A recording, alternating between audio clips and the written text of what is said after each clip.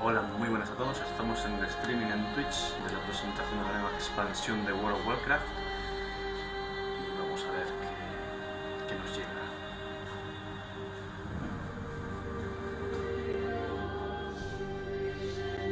¿Ya?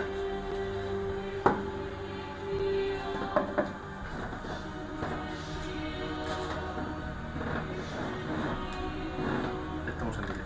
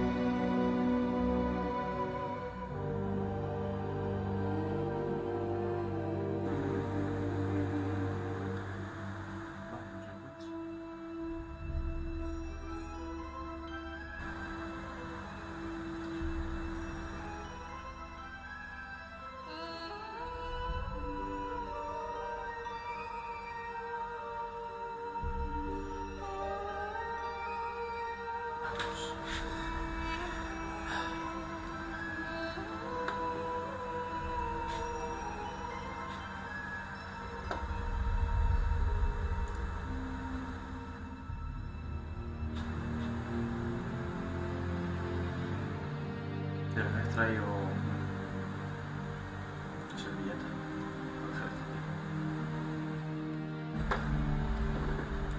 La mejor.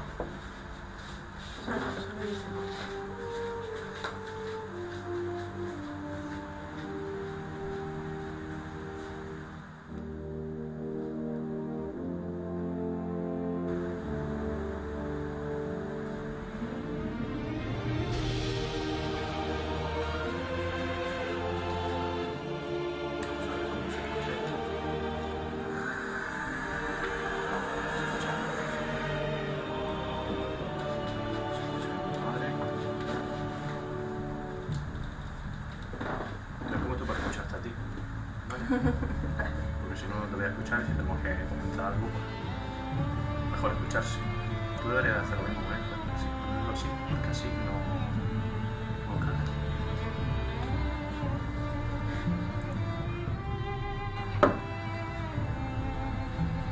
Pues vamos a ver lo que nos depara Blizzard con una expansión de World of Warcraft, ¿no?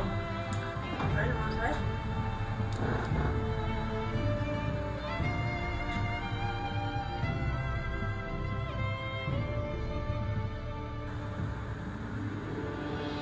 Quedan 3 minutos.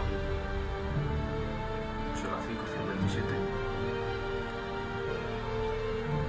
Fíjate, la gente que ya viendo el evento. 139.650 usuarios viendo.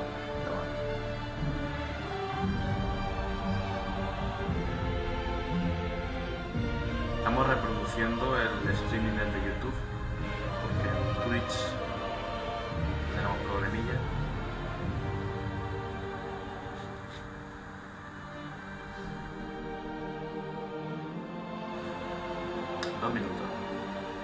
Y si comienza la presentación y de repente ¡pum! Sacan el nombre con el texto.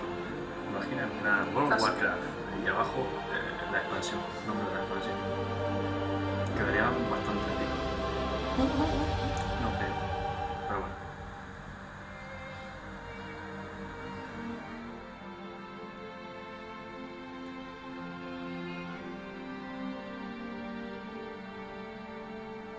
Today only.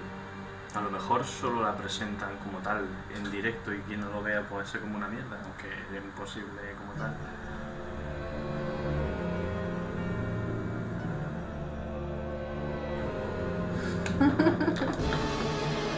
Vamos, si está apagada. No haga eso, ahora la acabas de encender. Sí, se enciende, pero se enciende el piloto, no se enciende el tele.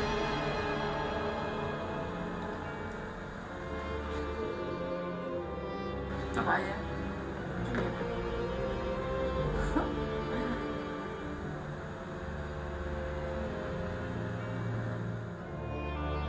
Será tan épica como Warcraft de Lich King, que es mi favorita.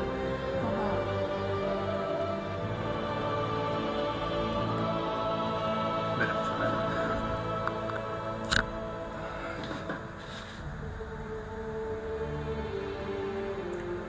Vamos a ver si se ve mejor la cama.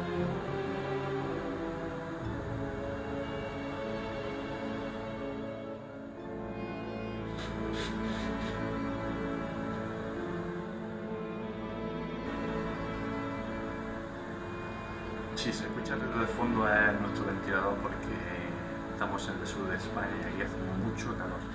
Mucho calor. Venga, ya es la hora.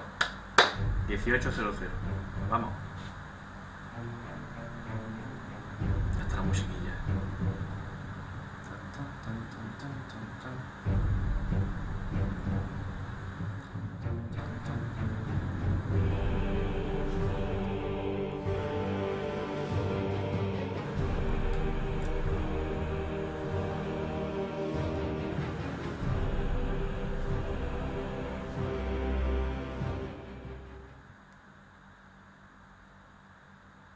¿Ya se ha cortado la música?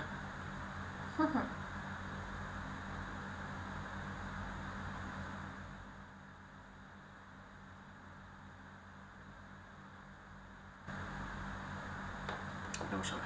Vente para acá.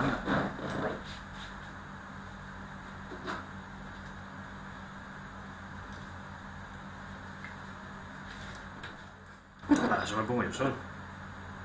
¿Qué? Que para eso me pongo yo solo. ¿Y escucharla desde aquí? Ponte en ese. No, como quiera. ¡Eh! Cinemática. No se escucha. ¿Por qué? Ah, vale. Vamos a ver.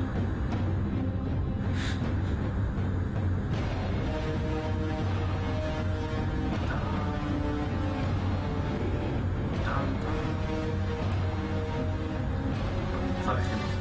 Cómo me encantaría estar ahí.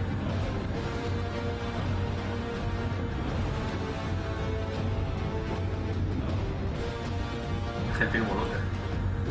Que me puede quedar guay, ¿sabes? A ver.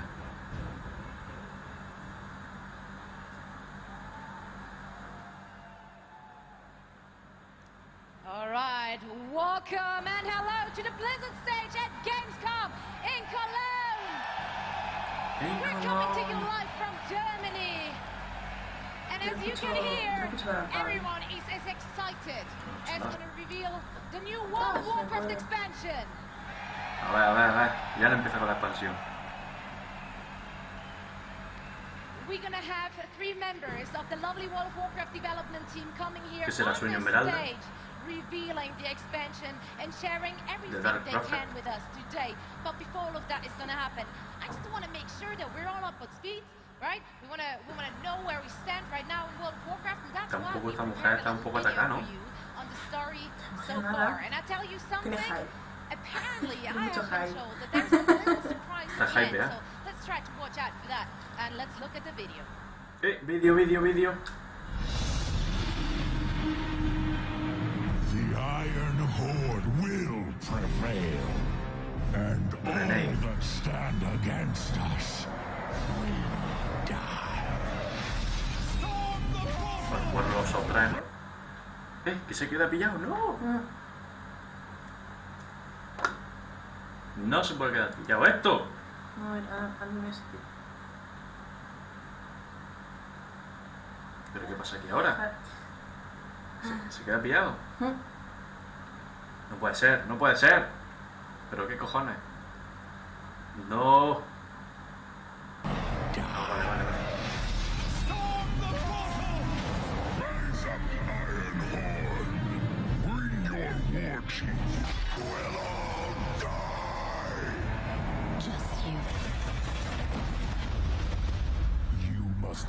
answer for your crimes, Garrosh.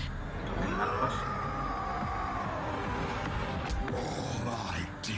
How dare you show your face? Quiero más. Madre. Sí, venga, mucho igual los sopranos, pero vamos. There is only one choice. Toma, huevo. Voy a dar.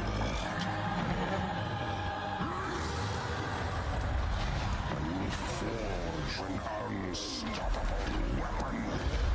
They will defy you.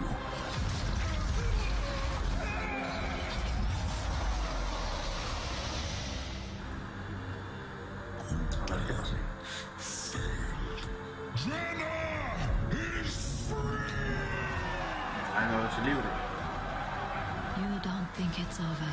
I fear this is only beginning. Sí. Sí, pero mucho jugar los sopranos, pero ¿qué pasa? Nosotros creamos lo nuevo. Alright, so that is the story so far. Interesting. So now, of course, the big question is, where do we go next? What is happening Eso. ¿Qué pasa ahora? ¿Qué pasa siguiente? ¿Qué cuál es lo siguiente? Curious to that question, and that means we really want to know more, don't we? We do indeed. And who better to ask some question and then the game director and vice president himself, Tom Chilton, ladies and gentlemen.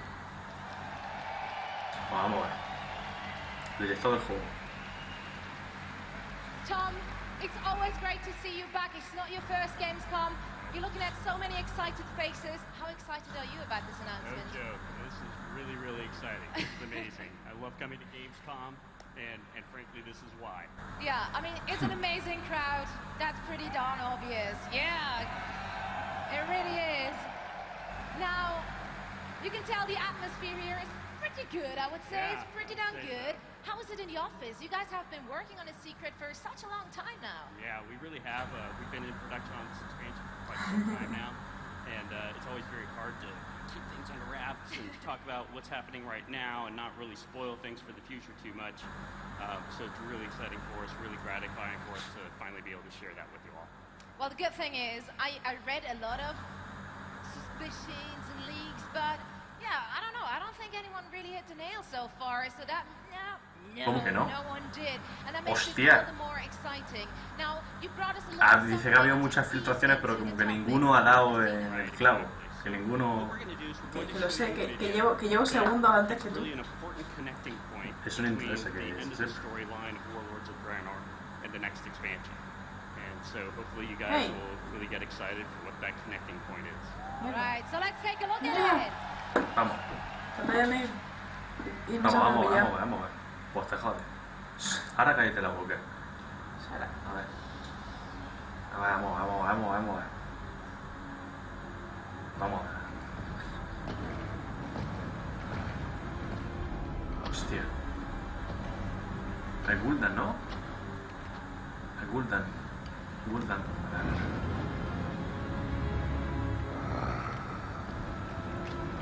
Sí, pero esto es...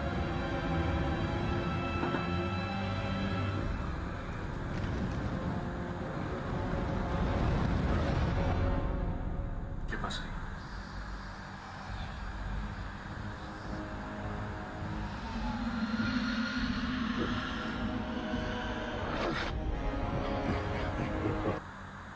¿Otra vez? Venga, hombre. Vale.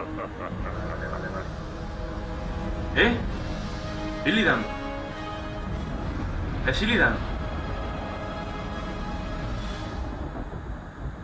¿Qué? Sí. Es Illidan Tempestira. Oh my god. Sí, pero ¿qué I'm pasa? actually having goosebumps right now. I can't even. ¿Qué pasa? Alright, Troleo. let's talk about Troleo what we máximo. just saw. This is part of the CGI, if I understood correctly.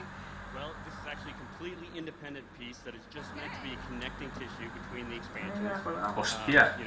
Clearly Khadgar was right not to trust what just happened with Gul'dan, that we wouldn't see the last of him. So Gul'dan, in much the same way that Garrosh Hellscream set in motion the events of Warlords of Draenor, Gul'dan is setting up the events of the next expansion. Oh my god. Guys, are you excited for this expansion or what? Hostia, macho. Illidan. Wow. All right, but of course there O is sea, que a lot vuelve... Esto que es before Burning we Crusade 2. reveal, because that isn't even the big reveal yet. There's more to come. You guys have more to share as you have a team of development. Pero no van a mostrar nada, se supone que era el reveal. And give some more in-depth views on it and see how much you can share. But he brought us another video, right? Yeah, we did. So next up, we're going El hijo to puta de Gul'dan, ¿cómo la lía? with the features and content. So let's roll it. A ver.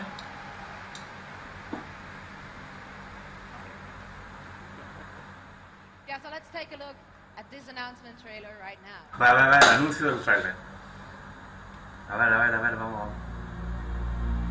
Vamos, On Draenor, old rivals sought to bring Azeroth. Venga, sí, igual los Draenor, venga, abre el portal. ¡No te quedes para ahora! ¡No! Fuck. That has not forgotten. A ver, no sé si te lo he olvidado. Pero no te quedes para ahora, por Dios y por la Virgen. Defiance. Páralo el tuyo, porque creo que no estás jodiendo el este. Páralo, fuera. Apaga. Has come. Hostia. La Legión Ardiente.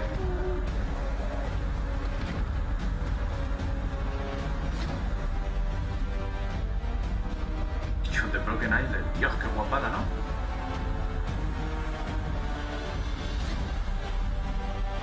A 110.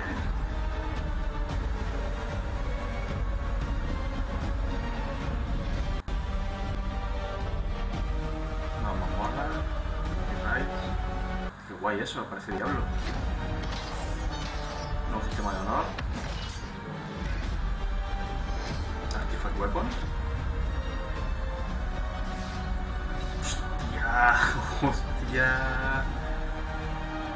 Class Order House, ¿en serio? Hostia, qué cosa más guapa. And in our most desperate hour, we must wield the power of the enemy against them. Demon Hunter, la nueva clase. Nueva clase, Demon Hunter. For we stand once more upon the brink of destruction.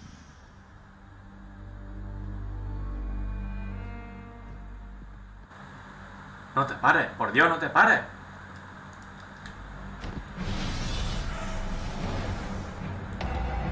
The Burning Legion has returned. Ha vuelto. Illidan.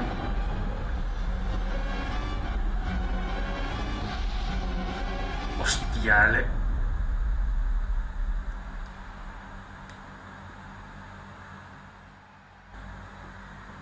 Legion, o sea, de la Legión Ardiente, la vuelta de la Legión Ardiente. Que es lo que todo el mundo esperaba antes de Warlords of Draenor, pues ahora la venida de la Legión Ardiente. World of Warcraft Legion. That's the Se ha puesto la camisa. saga of the World of Warcraft. Hostia, macho, yo creo que nadie se What lo we have esperaba. for you next is actually going to be a presentation by both myself and a couple of my other colleagues to go into more depth. Director. ¿Pero qué pasa? ¿Qué pasa aquí, joder, con el streaming? Me jode un puñal que empiece a fallar.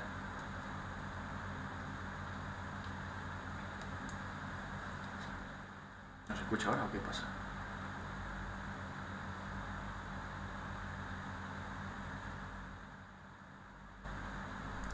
¿No se escucha?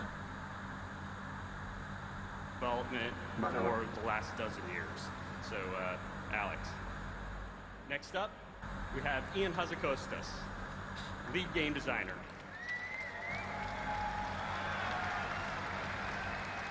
La abuela, la camisa esa, ¿eh? So, as lead game designer, Ian's responsible for a lot of things. Most recently, you guys may be aware that he's been responsible for our boss encounters for Pero me parece un poco raro, tenían que haberlo sacado antes que Warcraft Sopranos como tal. now, several expansions. Porque molaría que hubiese llegado, este como si fuese la conclusión. Y que sea 110 nivel ahí, que esté medio suelto, como que va a haber más, que un poco más. Yeah. All right, so to get to the point, we're first going to be talking about story, give you a little bit more insight into the events coming relatively soon. So, eat it up. Right there, clearly, a pretty significant character is involved. We'll also be talking about setting. As mentioned in the video, the Broken Isles. It's this new continent the players haven't experienced before, but it's been referenced back in Warcraft 3. We'll be giving you more insight into the zones and the inhabitants. We'll also be talking about dungeons and raids. You've got to have dungeons and raids. We'll be talking about those artifact weapons you saw about. A little concept piece there from our team. Neat stuff. We'll be talking about Demon Hunters, of course. New class. And finally, the new PvP honor system. We'll be going into detail on exactly what that is and how it works. So I'm going to hand it off to Alex to talk about our story and setting. Well, well. Hello, Gamescom. I am honored to be standing before you today to be talking about our new expansion. I do want to mention one thing. I am not Chris Metzen. I'm a little taller, my nose is bigger. That's how they tell us apart at work. All right, let's get to it. So Legion takes place on the Broken Isles. This is a land at the heart of Azeroth that is long forgotten. 10,000 years ago, before the Great Sun Ring, this whole area was a vast, bustling night elf civilization. And what we have now, after the world was destroyed, is the bones of that civilization. So this continent, in its entirety, is a graveyard of sorts. And it's on this continent that we will discover the tomb of Sargeras. That's right. Some old school War 3 players. Now the tomb is an active gateway to endless Legion worlds thanks to Gul'dan.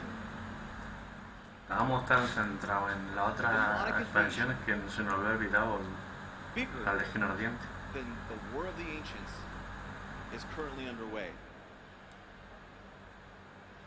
Let me repeat this. This is the biggest demonic invasion of Azeroth ever. And what are we going to do about it? We're going to sit around. We're going to fight. That's right, because that's what we do. But to do that, we're going to track down the source of this invasion at the Broken Shore and take the fight directly to Gul'dan and his demonic armies. And after a glorious battle at the Tomb of Sargeras, our story will begin. So this whole thing will actually start before the expansion even officially launches. The Broken Shore experience, someone's happy. Mierda, no te pares, no. Joder, macho, que ahora iba a decir algo. The Broken Shore experience. No te pares, por Dios. Things that's going to happen after this experience is every single person in this room that has played WoW in the last 5 to 10 years is going to be really, really surprised and shocked. 100% sure on that one. That right? I'm sure I'll get a lot of hate from Twitter on that. Okay, so let's get into it. Once the dust settles, after the broken shore, we will wake up to a world on fire and probably a massive headache.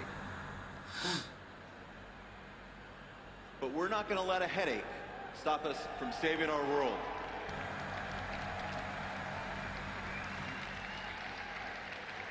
Oh yes, we will wield, we will hoist up the fabled artifacts of those we have lost and those that have lost hope. And we will attempt to restore peace to a world on the brink of annihilation. And to help do that, we'll form class orders, powerful class orders, or renew old ones, like the Silver Hand. This is a combination of extremely super exciting features for us. Ian's going to go into a lot more detail on that shortly, but it's amazing, guys. How are we feeling about those demon hunters, guys? Become demon hunter. Oh, I don't want to.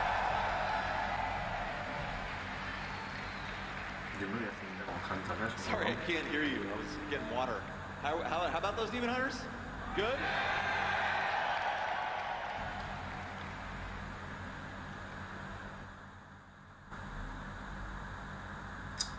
No te pares, por Dios, no te pares. ¿Pero por qué?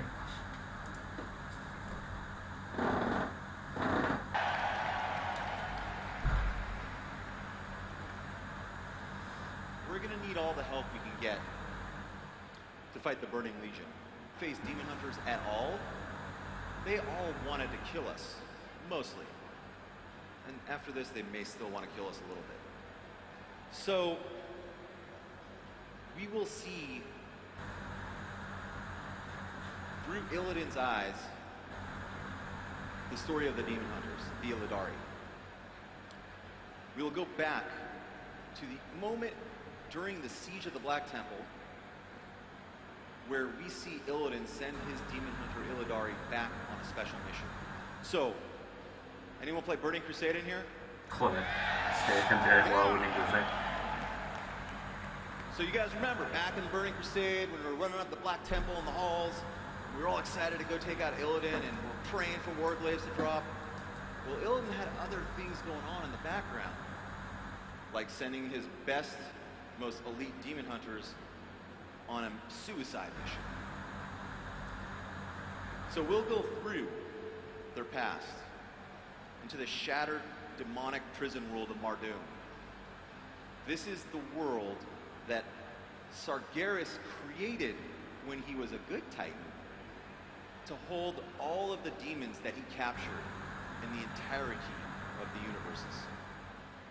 And when Sargeras went bad, this is the world he shattered and released what would become the Burning Legion. We'll go there. And we'll come into the present, where we will go through the secret halls of the Vault of the Wardens. And when all is said and done, we will learn what it means to be a demon hunter and understand the true meaning of sacrifice. We'll turn into awesome metamorphosized demon hunters. Tom's going to talk on that later. But guys, this is Warcraft. And I did say that this was the biggest Legion invasion we have ever faced. So I don't know if artifacts and demon hunters are going to be enough. We're going to have to turn to the big guy in the sky, or big guys and gals Resulta in the curioso sky. lo que We're talking about the Titans. tendríamos que hablar más sobre el tema de la clase. Oh, well. Sobre la clase de esto, We're porque gonna no se scour sabe the si es broken una nueva isles como tal o es que for the pillars of a grace. través de tu personaje Titan te puedes relics convertir en that Demon were Hunter. used to shape the world when it Ya was- no se sabe. when it was first born. And it's only with these relics that we can actually close this massive gateway, this wound at the heart of the Tomb of Sargeras. Now, speaking of help, Dalaran, And the mages of the Huron Tor, now led by Khadgar, will also be joining us. And that means Dalaran is going to be coming to the Broken Isles and becoming a main hub for players for this expansion. Let's hear some love for Dalaran. We all love it. Now, I can't say where Jaina went, but she was pissed off when she left. Now, let's talk about some zones, in no particular order. Oh, shit. Our quest to defeat the Burning Legion goes to Val'sharah. Once the pinnacle of Druidism on Azeroth, now a forgotten Druid refuge on the Broken Isles. This is the place, guys, that Malfurion became the first Druid under Cenarius. So this whole area is steeped in really rich lore, especially if you're a fan of Night Elven Druidic lore. It's all here for you. Here we'll face Xavius, the Nightmare Lord, and his massive Satyr armies. And what are they trying to do? What does Xavius always try to do? He's trying to unleash the Emerald Nightmare into our world. So along the way, we'll meet up with demigods, like Cenarius, and you should be pretty stoked. Nian's going to show you some awesome stuff there later, too.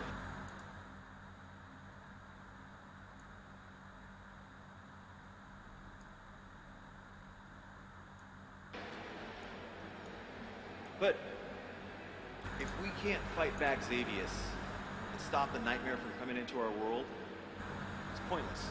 Pillar or no pillar, we can't beat the Legion. So what are we going to do? We're going into the Emerald Nightmare, and we're going to dispense some justice.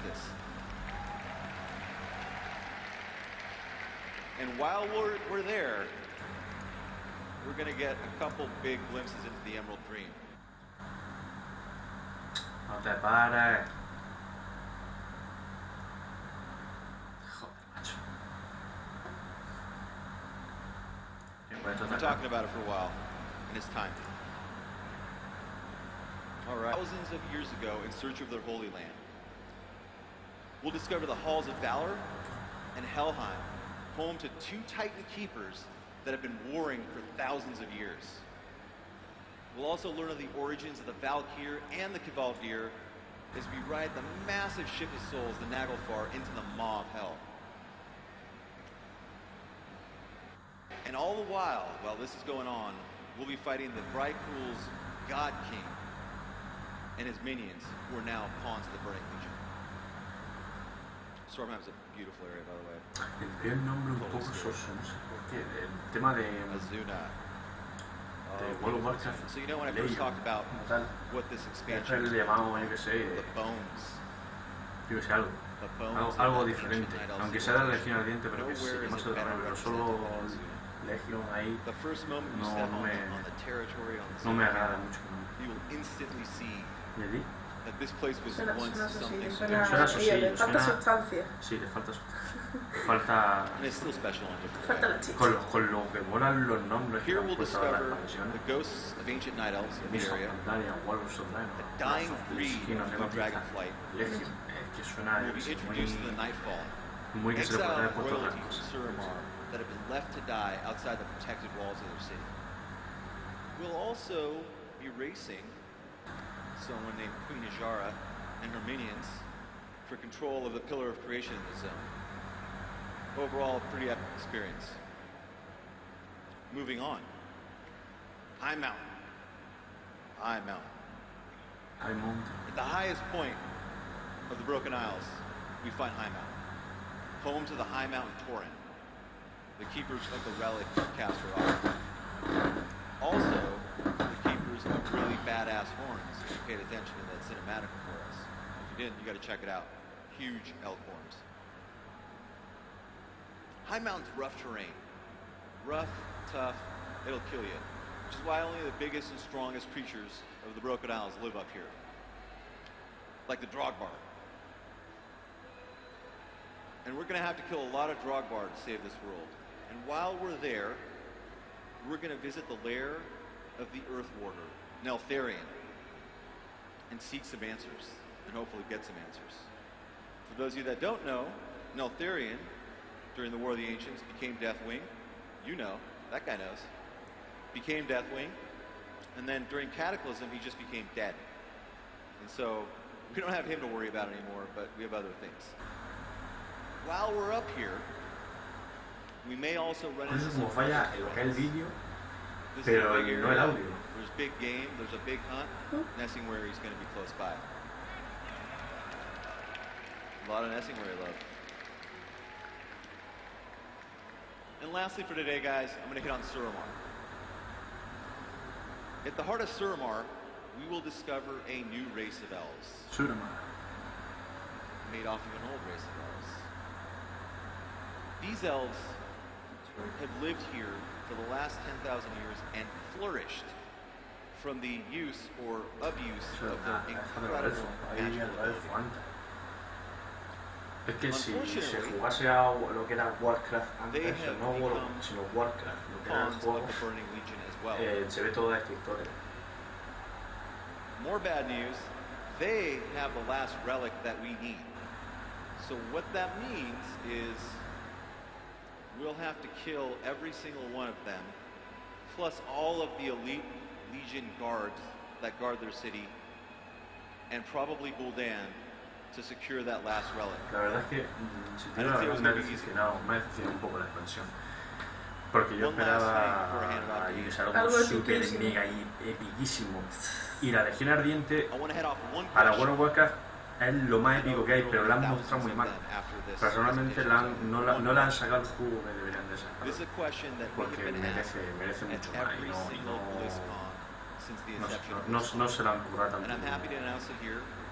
Después será una expansión bestial, pero lo que estoy viendo por ahora no me llama mucho la atención. Me llama, pero no me hace ese feeling como, por ejemplo, Wrath of the Lich King, que era de hielo todo, venía Rey Exánime, una locura. No era tanto como yo qué sé. Vamos a ver. Hello, Gamescom. A ver, los artefactos. Thank you, Alex, for that great introduction to the Broken Isles and the world of Legion. And I want to talk a bit about artifacts and class orders that you saw in the intro video, and then we'll move on to talk about dungeons and raids. So, artifacts. Weapons, obviously, but what are they? What's the deal with them?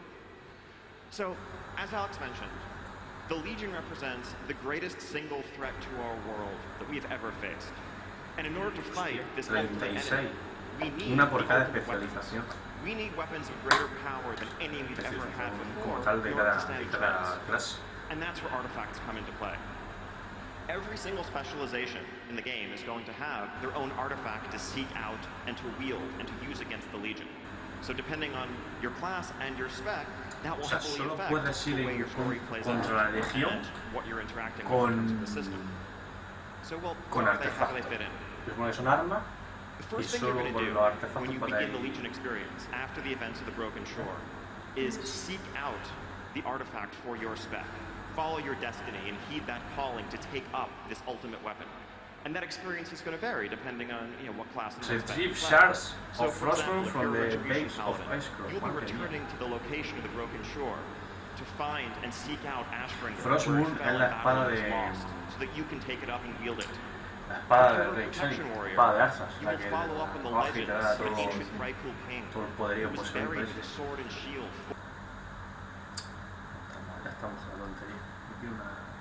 Forged from the scales of the dragon Neltharion, who later went on to become Deathwing. Who is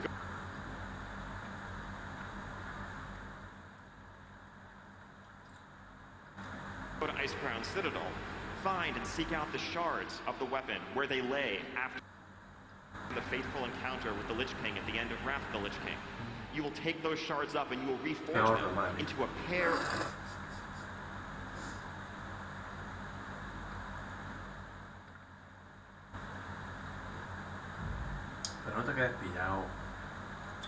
Of rune blades that are the ultimate Frost Death Knight weapons. Deeds in the world, you will also earn artifact power for your weapon. Artifact power is something you will earn through a wide variety of activities. Whether completing a major quest line, killing a dungeon boss, outdoor objectives, winning a PvP battleground, virtually any nature type of activity in World of Warcraft will contribute to leveling up your artifact. Now this artifact power that you earn, what do you do with it? You're going to spend it to unlock traits that empower your weapon and empower your own character. In addition, you can also have a number of visual customizations that you'll be able to unlock and explore. Ultimately, you control the destiny of your artifact. You customize the path in which you unlock those traits, and you choose your path to greatness. Now let's get into the system a little bit more. So, Ashbringer. This is a quick screenshot of the UI for Ashbringer. Now, each artifact has a trait tree like this. It's kind of a grid that arma is tiene un overlaid árbol on de the outline habilidades. of the weapon Cada itself. artefacto tiene un árbol de And as habilidades you como earn este. artifact power, you can spend them to unlock these traits. Once you unlock a trait, the adjacent nodes unlock Tío, and está become things that you curioso can eso, spend me a gusta, power me gusta. in. And ultimately, Habrá you que choose what you want to work towards, you choose how you want desenvolverlo to más, en navigate plan que this te tree, expliquen and what you want your mejor, weapon que to te be. da, And at the far ends of the ver trees todas, are major impactful abilities, such as the one we see on the y screen qué here. repercusión tiene This is tener something that will un artefacto de esto al máximo cause y your tal. Ashbringer to duplicate en some of your contra de most la powerful religión. abilities. Let's look at the Frost Death Knights. Again, different weapons, different silhouette to the weapons, and therefore a different outline to the grid, but ultimately the same general concept. You begin at a central location and work your way towards the things that you most want. As you earn power, spend that power on traits, and unlock powers. Some of these are going to be simple damage increases, others are things that transform your rotation, others are new major types of utility, like the one we see here, that allows a Death Knight to basically use Ray's ally on themselves, to resurrect themselves in the heat of battle. Now, visual customization. So this was something that may have flashed by really quickly in the trailer earlier. As we see in the menu here, this Ashbringer, but then also a number of different variants on Ashbringer. Now, we understand that in a world where many Red Paladins will wield Ashbringer, it's important to really be able to feel unique and like your expression is like your weapon is an expression of the character that you want to play, of the things that you value, and of your accomplishments in the world. So these different looks to the weapon are things that you will be able to unlock through a wide variety of means. Some of them simply by leveling up your weapon, others by completing specific activities, whether they be raiding or PvP oriented, or more completionist things in the world as a whole. And within each of these looks, there's also a large number of color variants. So there's a tremendous total number of combinations for how you can have your artifact look. Now with Ashbringer, what we generally did, and what we've done with all of the artifacts, is you get the base weapon that looks like the sword you know and love, that you've always seen in Tyrion Forgering's hand. It's the Ashbringer. Then there's sort of an evolved, upgraded version of it that once you reach a certain level of power with your weapon, you'll be able to unlock. But then we gave our artists the challenge of really just going off in exciting new different directions with these weapons, of trying to reimagine the fantasy of the sword, and that led us to things like an Ashbringer that's made out of pure fire, or a corrupted shadowy Ashbringer, or one that is shattered and being held together by crackling lightning. All of these have the basic silhouette of the weapon we know, but they have a very, very different feel ultimately, and there'll be things for you to work towards and use as an expression of the character you want to play. So I know I've talked a lot about Ashbringer.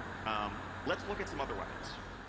So if you're a Mistweaver monk, your adventure will begin by returning to Pandaria to seek out the staff of the Emperor Xiao Hao, who's really integral to the very legend and the essence of the continent of Pandaria. So here on the far left, we see the base weapon that you'll initially acquire, then an upgraded version of it.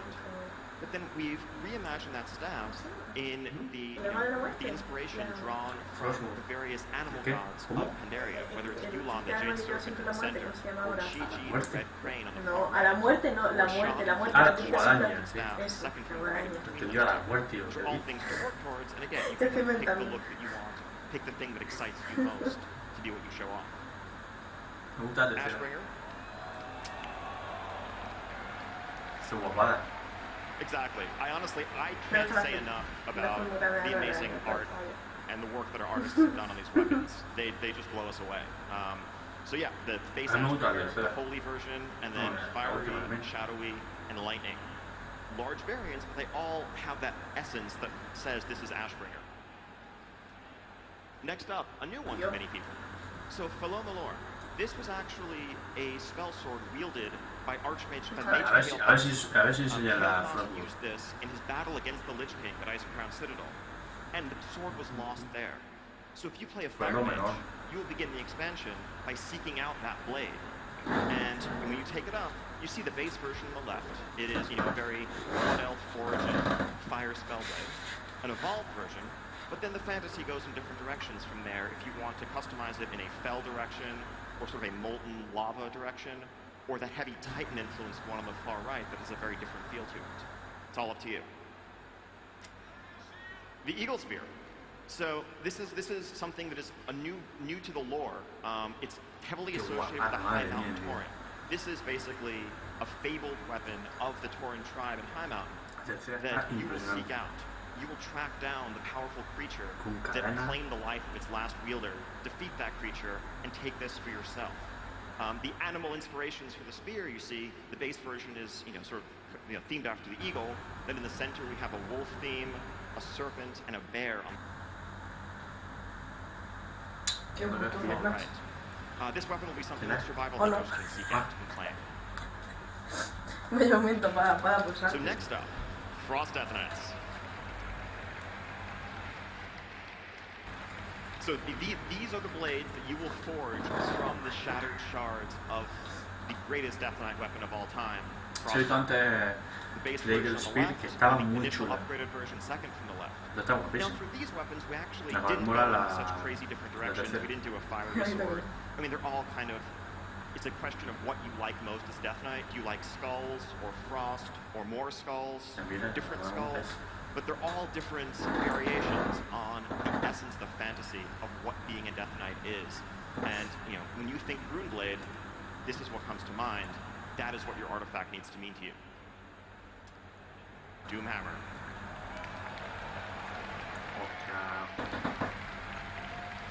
So, this weapon will be claimed by Enhancement Shamans. Enhancement Shamans will seek them out and pair this hammer with a pair in your offhand that is negative pure energy, so that you can dual wield properly. The base version, of course, the one we know and love that we've seen Thrall carrying around for so long, and then various variants of it. The Fel version in the center, a fiery one to the right of that, and then a magical crystalline one on the far right. All the essence of Doomhammer, but different fantasies to explore. Let's see, what's up next? So, Feral Druids. So, Feral Druids can seek out the fangs of the first Nightsaber. And on the far left here, we see a Druid with the base initial artifact that just claimed it. He's like a level 100 Druid. He's been playing the expansion for an hour or two. In the middle, we see a Druid with the upgraded fangs of the first Nightsaber. He's been playing for much longer. He's attained a more powerful artifact. On the far right side, we see a Druid with spectral fangs of the Nightsaber. And it's a totally different look of the weapon. I mean, you can see how awesome the weapon is, right? Oh, right, yeah. I guess you can't really see the weapons on Feral Druids and Guardians. That's a shame. I mean, being able to customize your weapons so much, Druid. Instead of customizing the look of your artifact, you will customize the look of your form.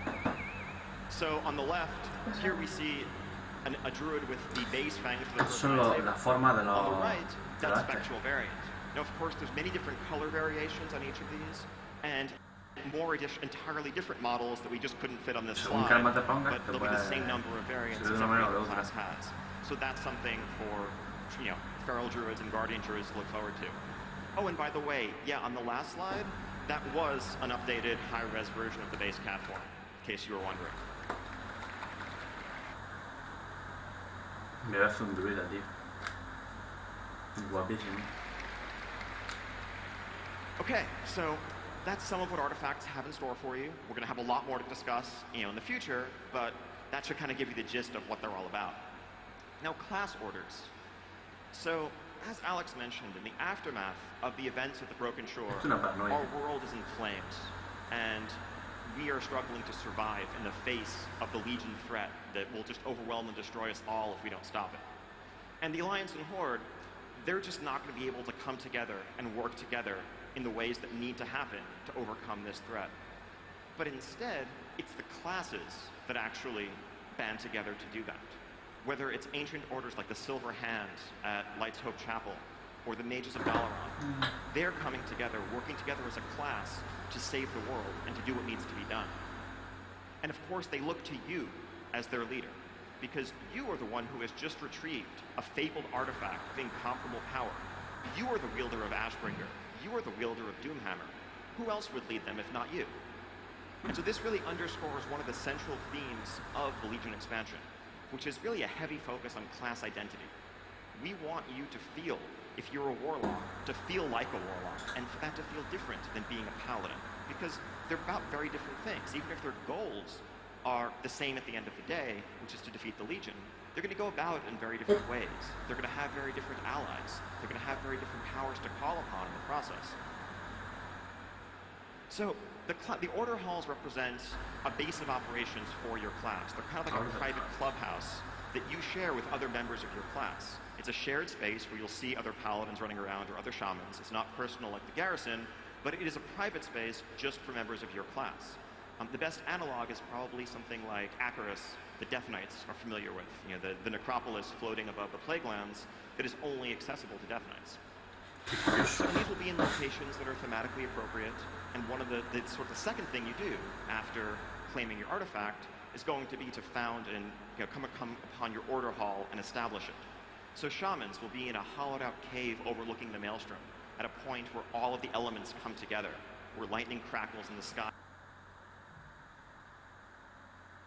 Hombre.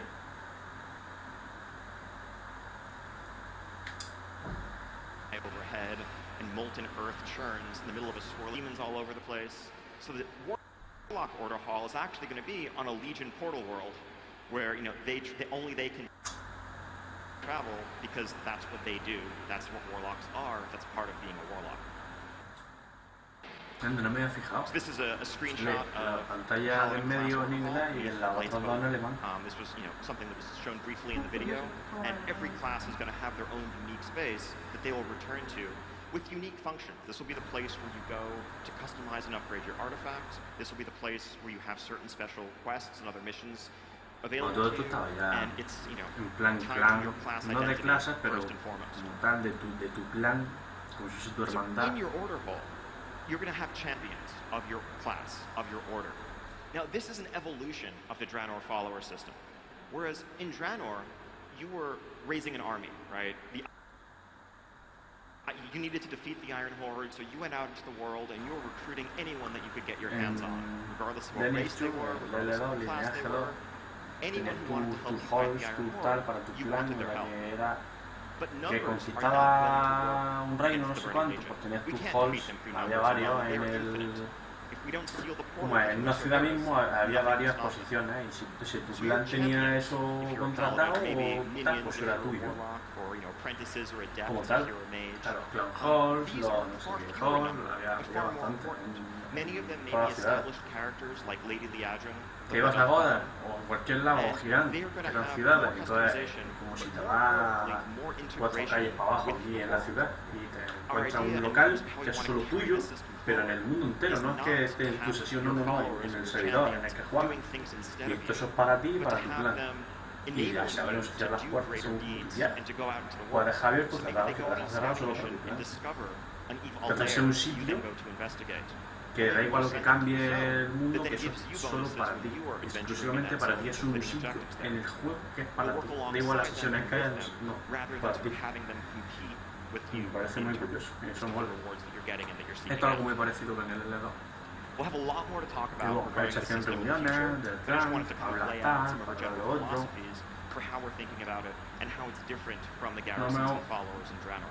esto es lo equiparable. So, dungeon. We feel like we've done dungeons a bit of a disservice. Dungeons are essential. Me creo más hype. Igual los Sopranos.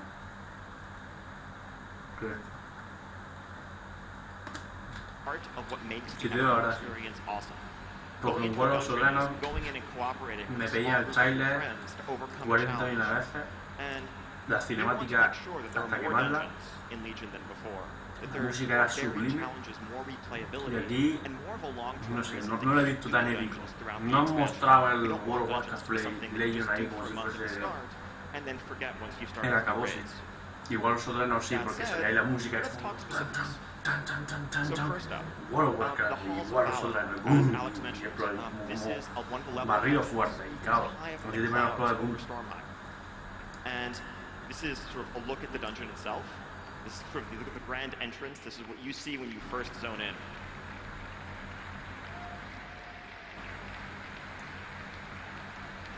The Halls of Valor, very heavily inspired by Valhalla, right? The core Norse Viking fantasy. This is the place where the greatest warriors of the Vrykul are called to serve in the skies. And this is their eternal reward for being the greatest. Now, what brings you here is actually, over the course of Stormheim, as you are seeking out the Pillar of Creation from this zone that will help you seal up the Tomb of Sargeras, you are contending with the Legion cooperating leader of the Vrykul, the God King. And as you contend with him and race against him through the zone, both of your paths lead you to this place, which is the ultimate resting location, the Pillar, and you must prove yourself worthy in battle so that you may claim it and not him. Otherwise, we're all doomed. Also in this place, we're going to learn a lot more and witness more about the origin of the Valkyr. Now these are not the undead, scourge, influenced Valkyr that we remember in Northrend. This is the more pure Valkyr, the Shield Maiden, the Warrior of the Light, that is as core a part of the fantasy as the Vrykul themselves. Next, Blackrock Hold. Blackrock Hold is going to be a max level dungeon in the zone of Val'Sharah. This was the ancestral home of Lord Ravencrest. And this is an elven structure, unlike any elven structure you've ever seen before. It was a military fortress, a bulwark against the Legion. It was carved out a single giant piece of stone. It's been carved out of the mountain itself to be this impenetrable, unassailable. But a Sí, en dark plan, oh, la shadow legión entre todo el mundo sabía que podía llegar en cualquier momento, que tal, no sé cuántos, y me está explicando tal, pero está ahí como un poco dispersa la gente, no está como Next up, como this debería is estar. a side hallway. You can see some light streaming in from the windows. A ver, las Players are going to acciones son begin impresionantes. essentially in the basement, Como in the siempre, underground la catacombs expansión beneath crea Warcraft, localizaciones y cosas and work their guapísimas. way from Y the con outside Warlords all of the way to Draenor, the Draenor es top precioso. spire, where they will confront Igual que the threat Pandaria, and the Pandaria está evil that is impresionante. corrupting the castle itself. Bueno, y esto supongo que This is será a look from the un outside lujazo. courtyard, looking up at the walls and towers of the complex. This is an elven structure, but again, it's not quite like any elven structure you may have seen before.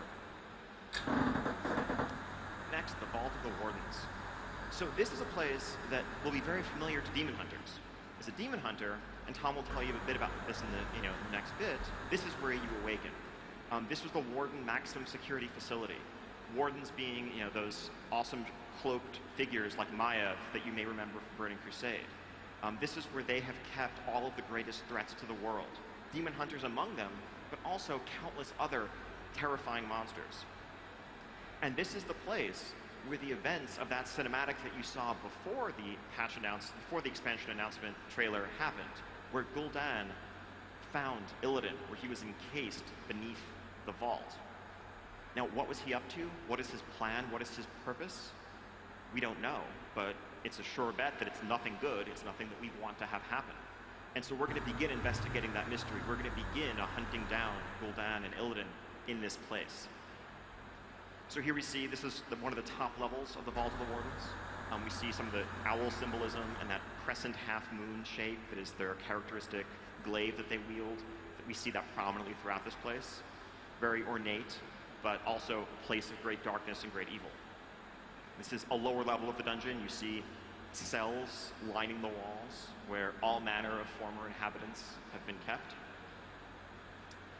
So then, of course, we're going to have more dungeons. So let me talk quickly about some of those. So first off, we're going to have a dungeon in Azuna where you contend with the minions of Queen Azshara, with the Naga, that have been thwarting your actions every step of the way through the zone. We figured Azshara would be a good name for it for some reason. I'm not sure. Next up, Darkmoor Thicket. This is in Val'Sharah. This is at the foot of the base of the World Tree Saladrisil that towers over the zone as a whole. This is the heart of the nightmare corruption that is infesting and spreading through the zone and which will eventually overtake our world if we don't stop it. So you are going your way through dark thickets and brambles into a chamber at the base of the tree itself, where you need to rescue Malfurion himself from the corruption and the clutches of the nightmare. Another dungeon is going to be Neltharian's Lair. Neltharian's Lair, as Alex mentioned, is in High Mountain. This was a cavern where thousands of years ago, the Earth Warder, the Black Dragon Neltharion, lived. This was before he became Deathwing, before his corruption, but he was still the most massive, the most giant of all the dragons. And the space that he's hollowed out reflects that. Since those times, this has become the center of the Drogbar society. These are the sort of rocky, fierce, brutal warriors of High Mountain. And we need to venture into their capital in order to recover the Pillar of Creation wielded by their chieftain. Helheim. Helheim, well, it's sort of in Stormheim, but it's not precisely in Stormheim. This is kind of the polar opposite of the Halls of Valor, whereas the greatest warriors of the Vrykul is... Now, if you...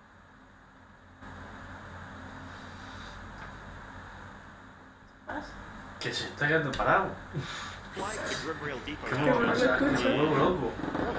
if you like the idea of riding a train, A ver, está la gente como desorientada, como diciendo que están hablando. La gente perdida.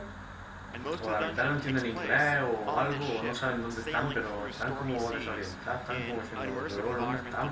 Quite unlike anything we've ever seen in a dungeon in WoW before. Really excited to, get people have their eyes on it. Next, Suramar City. This is the City of Night, where the Nightborn rule from their palace, but the city itself contains both catacombs beneath it and noble houses throughout the city, into which we will have to venture in order to, uncover the ties to the Legion and the ultimate plan that is unfolding here. And, well, Violet Hold. So Dalaran, of course, is coming with us to the Broken Isles, and that means Violet Hold is coming with it. Now, it turns out there were some mysteries, deep secrets hidden within this place that we never uncovered the first time we were here. And bringing the city in proximity to the Tomb of Sargeras, once it comes to the Broken Isles, it awakens new secrets, new powers, new mysteries in this prison that we have to delve into, explore, and uncover. And we're going to learn a lot more about the origins of Dalaran, the origins of the Native Dalaran, and actually the origins of the world itself. Perdón, que me está llamando. Raids.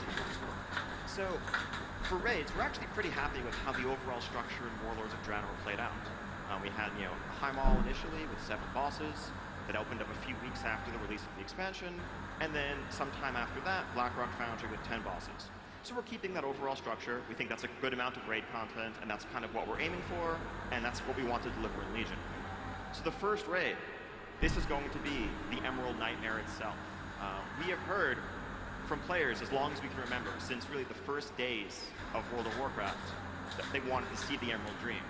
You fought those green dragons that came out of the portals, the 4 green dragons in early WoW, and you just wanted to go through those portals to see what was on the other side, right?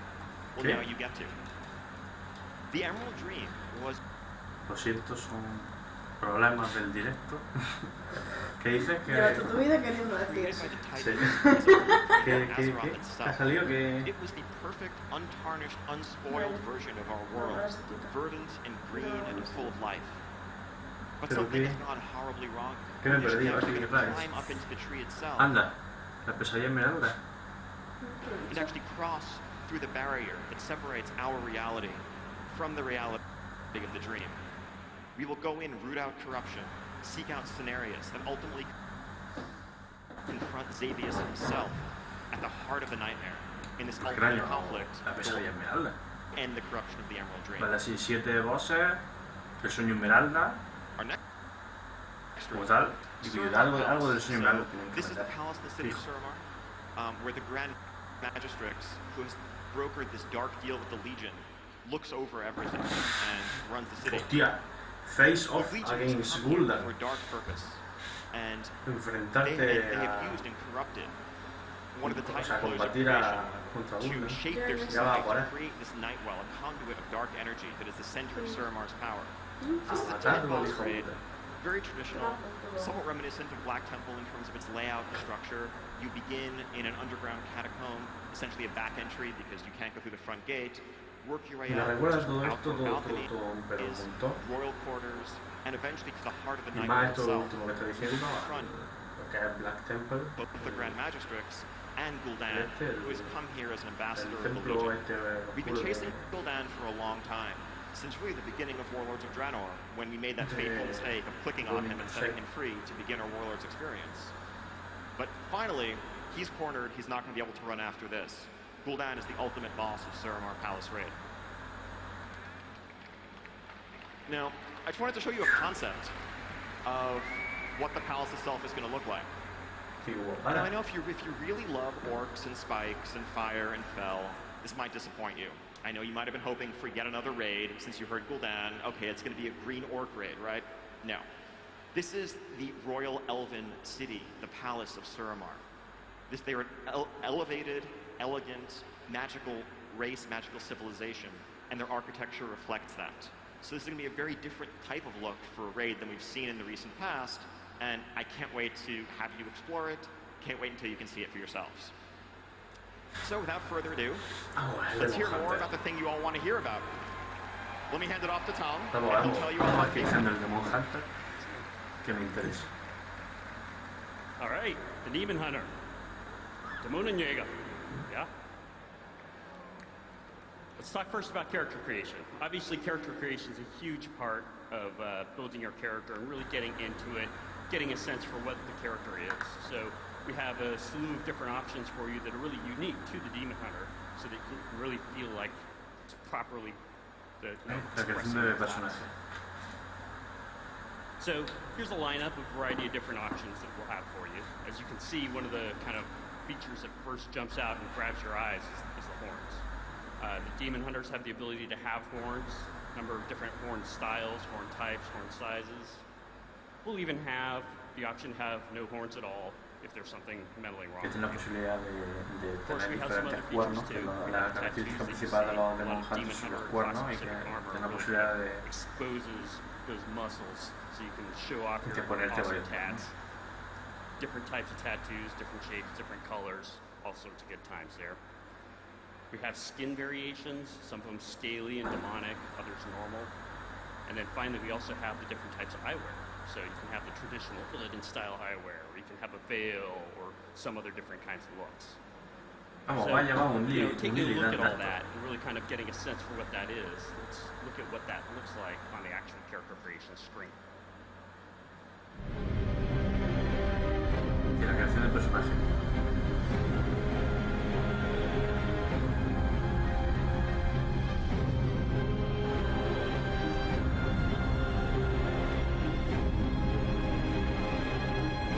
Qué guapa, macho. Qué elegante, ¿no?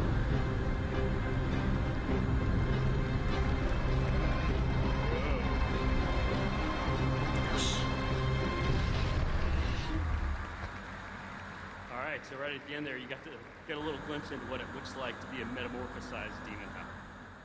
So let's take a look at what that is, and let's explore more what the entire Demon Hunter experience is. And so the Demon Hunter, as you might have seen in the video, is a hero class. And to us, what that means is they have a very unique starting experience, a lot the same way that the Death Knight did in Wrath of the Lich King. So Demon Hunter will both have that unique kind of experience and also start at a very high level so that you can immediately flow into the Legion content and not have to go through older content to do that. So the Demon Hunter Awoken. Demon Hunter first comes into our storyline after having been awoken in the Vault of the Wardens. The Wardens, desperate because of the Legion invasions, have thrown the switch to awaken the Demon Hunters, desperate for their help, because when you're going to fight the Legion, Demon Hunters might come in. Como tal es una clase nueva, ¿no? Sí, una clase como tal nueva, no suplementaria. But before you do that, you'll actually get to take part in the Que al events igual que that take Wrath of the place Lich 10 King years back in time comienza un nivel at Black Temple. establecido, You as a member of the Illidari are sent la off clase by Illidan on a crucial mission to the world of esta, Mardu.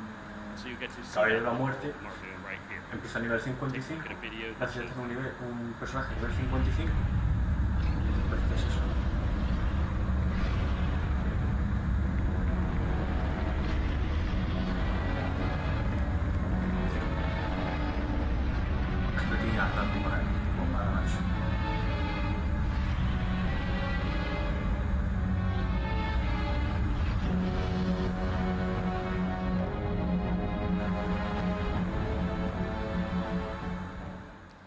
So that's a little glimpse. Necesitas tener un personaje nivel 55 para poder crearte un caballero de la muerte y a partir de ahí empieza el caballero de la muerte nivel 55 a nivel 1, como empieza normal, y ya pues a partir de ahí por lo mismo será esto.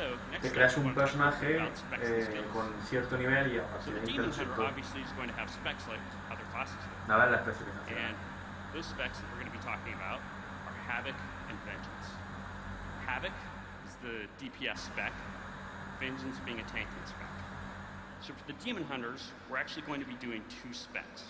The reason for that is, as we thought about, Demon Hunters and what they might be and what the fantasy of a Demon Hunter is, clearly DPS is we would be remiss if we didn't include DPS. So that's kind of an odd Havoc especializado en el DPS, el daño por segundo, o sea, hostiazos, y el Vengeance metamorphosized forms that would be great to be a tank. That could be a really fun experience that makes sense. Solo hay 2 especificaciones. Demon Hunter. Normalmente en cada clase hay 3, siempre, pues aquí no. Healer though, not so much.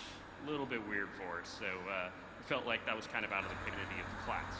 So instead, we wanted to concentrate the coolness and really focus on 1 melee spec, 1 DPS, and 1 tank.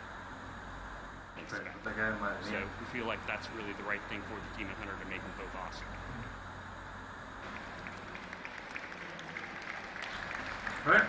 So here's a couple of different abilities that are unique to Demon Hunters, of course. The first one we have here is Fell Rush, where you can rush forward, dealing a bunch of damage to anybody in your path. Generates Fury, also Demonic Fury. That's your resource. As you use some abilities, they build up Demonic Fury, and other abilities cost Demonic Fury. Fell Rush also has an interesting characteristic of having multiple charges, so you can charge multiple times in battle. We have Chaos Strike, which is pretty basic Demonic Fury spender to do a bunch of damage to everybody in front of you.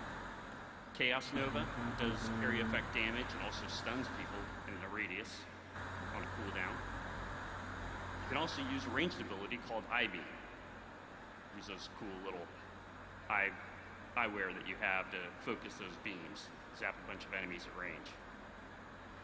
Spectrosight, that's something that's very unique to Demon Hunters and really kind of a defining trait of Demon Hunters. The ability there is when you turn on Spectrosight, and that's kind of part of why you pulled your eyes out to be a Demon Hunter. Ya me imagino, ¿sabes? La expansión y todo Dios con Demon Hunters. Through the walls. Come in really handy in a lot of battlegrounds. In addition, Vengeful Retreat, another movement ability that helps keep Demon Hunters really mobile. But of course, if the Demon Hunter is going to retreat, he's going to do it vengefully. So first, we've got a couple little videos to show you what some of these abilities look like. The first one you're going to see is Fell Rush, just a very simple kind of dash forward. So let's look at that.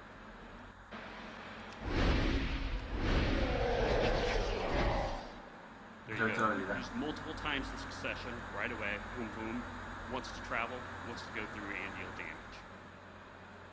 Next up, we have the Eye Beam ability. Give you a little sense of what that looks like. Zap. And then finally, we have an ability that's also unique to Demon Hunters to talk about that I haven't mentioned yet. That ability is something that we call Double Jump. Double jump? So, as a Demon Hunter, you're actually going to be able to jump, and then as you're in the air, jump again. Hostia, que puede ser todo veces. Quicker than other races or classes. O sea, tú saltas y haces un doble salto. Qué cosa más guapa. So let's take a look at what that looks like. Hostia. Oh yeah. Vamos, está demasiado OP esta clase. Está demasiado OP.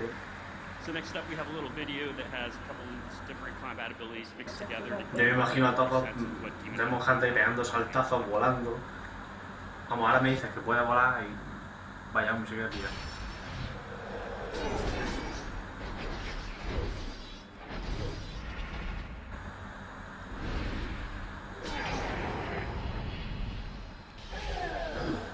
Vamos, eres Dios, básicamente, vamos. Contra 3 demonios.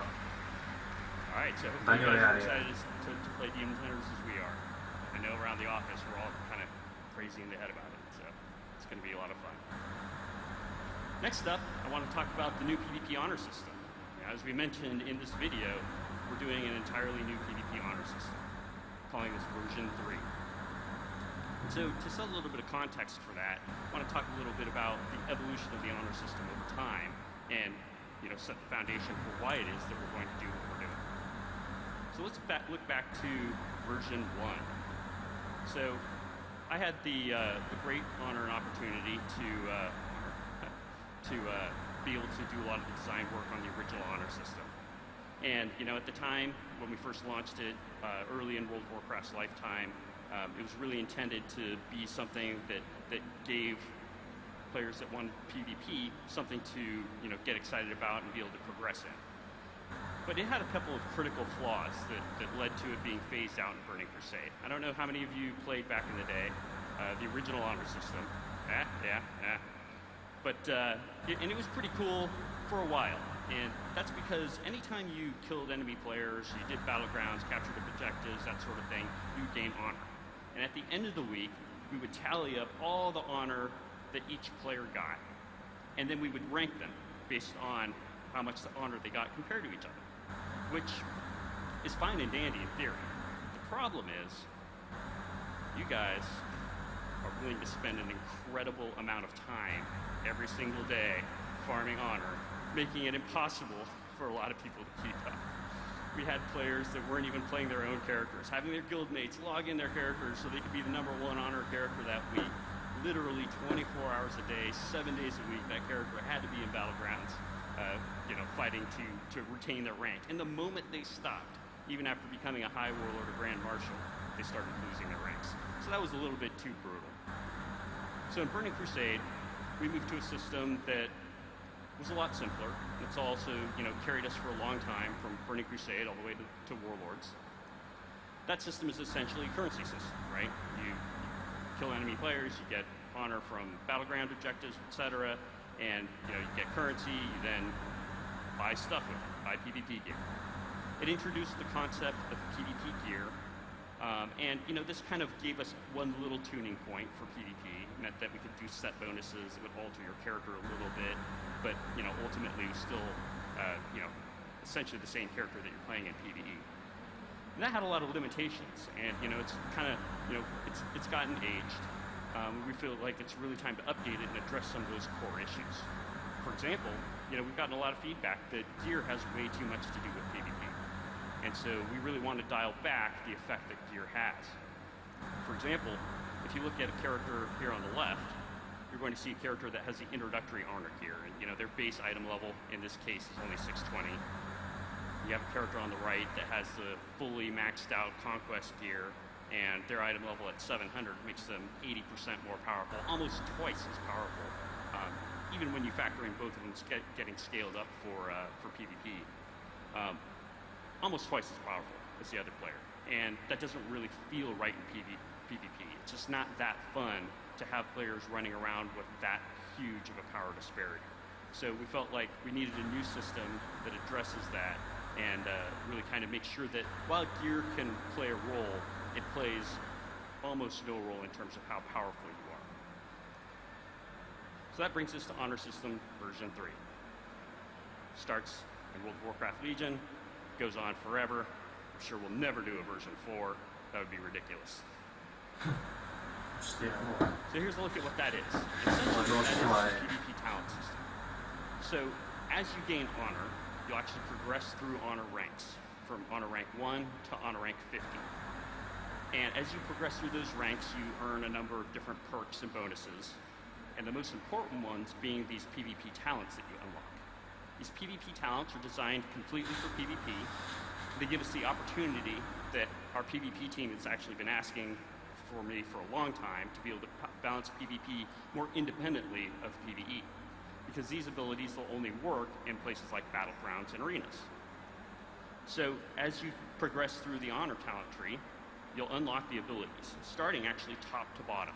So you can very quickly get up to the maximum power that your character can possibly have in terms of just sheer number of abilities and effects and passives, etc. And as you progress through that tree, you'll then go on and start unlocking the next row. And that gives you some more options to play with on your character. You might, prefer mind quickness, versus, the train of thought talent, for example. And then finally, you unlock it all at level 50. And so, really that brings us to this idea that we want to take a look at what some of these PvP talents could be. Some examples here. Obviously only a few examples, and obviously there's going to be a lot of balancing and tuning and tweaking of these PvP talents as we go through the beta process and all that. So some of these may change significantly, but here are some of the core ideas. For example, this first one, the Abolish Magic talent. We envision that as being a talent for the Discipline Priest, because we think that the Discipline Priest, in order to restore some of the distinction to all the different PvP specs in the game, all the different specs in the game in general, we feel like the thing that Discipline is the best at is dispelling abilities, dispelling magical effects. So here they have this ability on a 20-second cooldown that dispels all magic effects every 2 seconds for 6 seconds. And it replaces your dispel magic ability. It's just better. Another option here, Adaptation. This one is a kind of core anti-crowd control ability, where anytime you're struck by a crowd control effect, you become immune for a little while, and then has an internal cooldown. We've seen similar sorts of things in other games like Heroes of the Storm, for example. We also have Blood and Soil. This is a talent for shamans, and it allows your bloodlust to have a shorter cooldown, but be something that only affects yourself and a single target, rather than the entire group. So it gives you a different spin on an ability that you already have. Another different example would be Initiation. This is one that really helps you open up on characters that have, max XP. I mean, not XP, but HP. They're at full health, so it gives you a boost your quick chance when you first start up on them. We have Mind Quickness, a basic passive, increasing your haste. That gives us kind of a tuning knob for how powerful you can be in PvP versus PvE. Necrotic Strike is another really interesting example, because in the Necrotic Strike example, this is an ability that Death Knights have had in the past that allows them to build up a heal absorb effect that kind of absorbs incoming heals on the enemy target, which is really cool in PvP in a lot of ways, but didn't really have a lot of use for PvE. And in a world where that's just going to jumble up a lot of people's action bars, it feels a lot better to have that kind of thing in a PvP talent system, where those talents that really make sense for PvP can be preserved and have that role in the game, and really feel like they're focused and we know exactly what they're for. So that brings us to the next concept, which is Prestige. This is a concept that we've seen in other games, obviously like Call of Duty. And the concept here is that if you want to, you can essentially reset your honor level and go through it again. And the reason to do this would be for cosmetic rewards entirely. So if you're the type of person that just wants to be as powerful as possible with all the different PvP options, gameplay options available, you get to honor level 50, you're done, call it a day, have fun, kill a bunch of enemies, upgrade your gear slightly, and have a good time. But if you're the kind of person that really likes the prestige type of rewards, the cosmetic things, then you hit the prestige button, hit the little warning dialogue, a partir del máximo back to level vaya ganando ya son niveles de and then you go on your way to earning some cosmetic stuff. rangos diferentes. So for example, you can earn portrait badges to show how many times your character has prestige. So el normal, see here on the completo, portraits, supone que el escalating completo, badge, el máximo. This is where we can have things like unique mounts. So in this example, it's one of the black war horses that we'll have. That'll be the only way you can get it is to go through the prestige process. And then finally, probably the coolest prestige item that you can possibly get through the honor system, through prestiging, are these unique PvP artifact variants. So if you want to get these specific looks for your artifact, the only way to do it is to go through the prestige system. And that'll signify you as somebody who has really done a lot of honor killing. Here's a look at a few more. So a lot of those those specific looks that Ian was pointing out, we're going to reserve one for PvP exclusively. They're probably very dark and shady versions of them like that. And so that really summarizes what we're talking about for Honor version 3, and hope that to us, It's really exciting for us because it feels like the most significant change we made to PvP in a long time, and hope that you guys are as excited about it as we are. So with that, we conclude our PowerPoint presentation explaining more about the content and features. I want to thank everybody that's been here. Obviously, this has been a lot of stuff to digest, and want to thank you guys for coming to see us. Really appreciate it. Love you, Dave. We're going to be...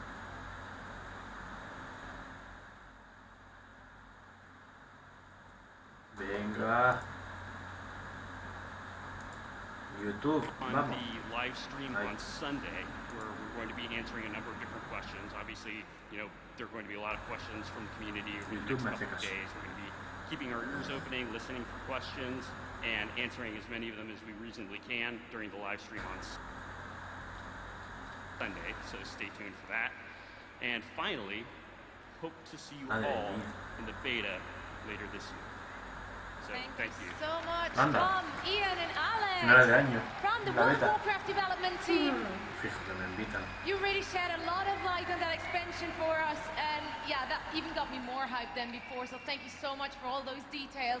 We really saw some amazing things to look forward to, and once more, of course, in the name of everyone here, thanks a lot for coming. The guys will be on the live stream, blizzgc.com. This is where you can find us from tomorrow onwards. Every evening, we're going to have guests such as the lovely guys here who are talking about their games, and we're going to show what's been happening during the day at at Gamescom. So make sure to tune in for all of that. I thank everyone for watching on stream as well at home.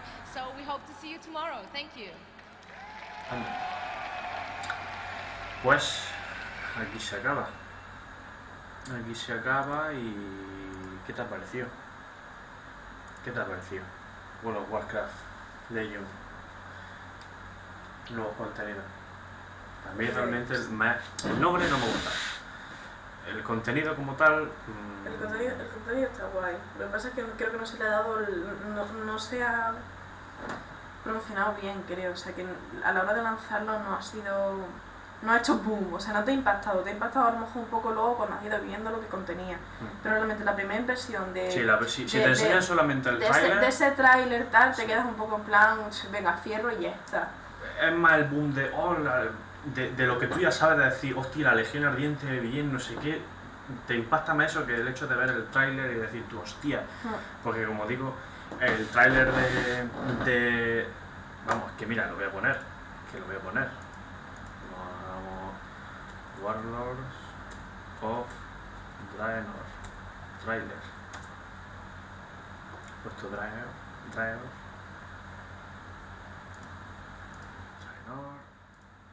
trailer español.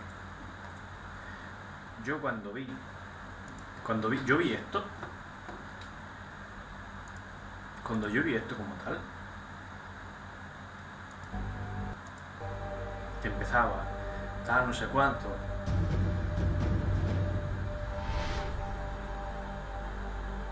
empezaba a tocar el trombón ese, eso. Y sale la cosa mierda esa. Y empiezan a andar. Mucho más impactante.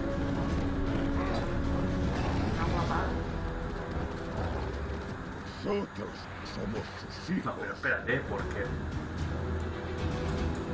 vamos a hacerlo guay.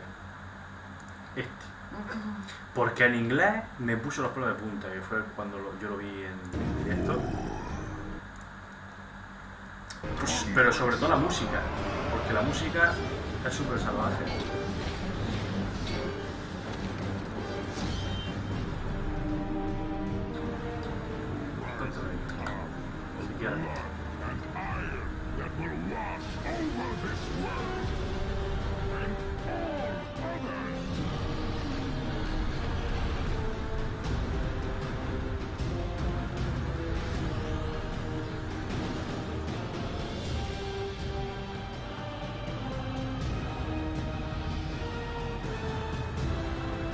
Cuando presentaron los nuevos personajes, los nuevos modelos de personajes, la gente se quedó flipando. No, esto sí que sí. Y lo que dice ahora.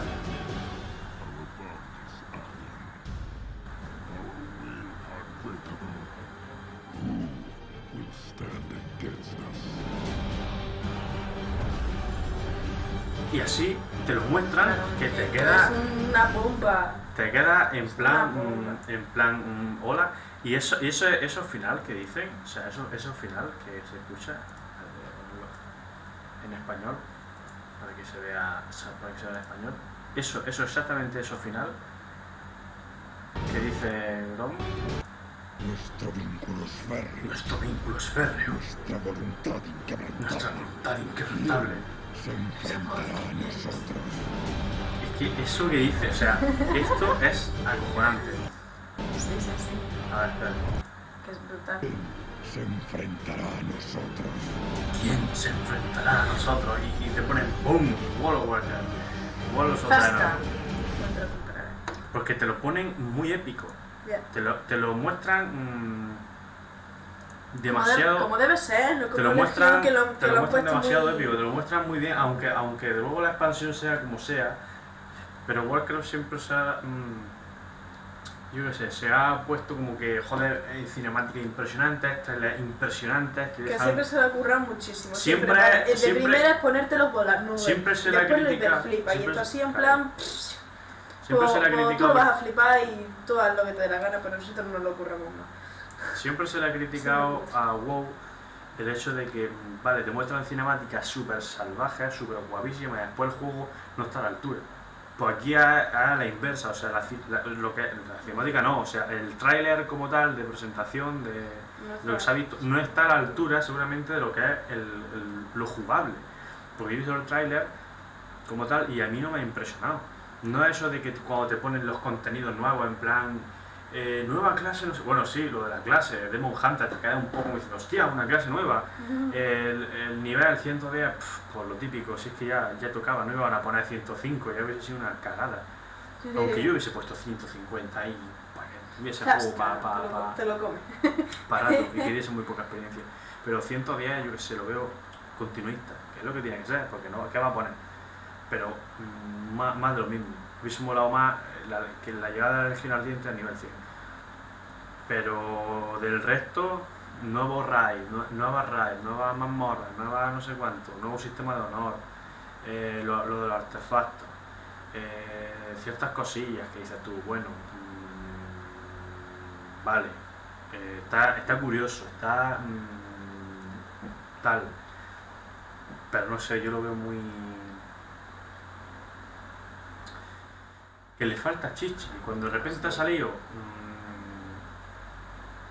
Legion, dices tú, coño, ya sabes que era de la Legión Ardiente, que vuelve, que no sé qué, tal y cual, pero era esa nostalgia de decir, hostia, que vuelve la Legión Ardiente, porque ya se jugó como tal en Warcraft, estuvo en Burning Crusade, y coño, vuelve de nuevo, es como, hostia, que estamos aquí de nuevo.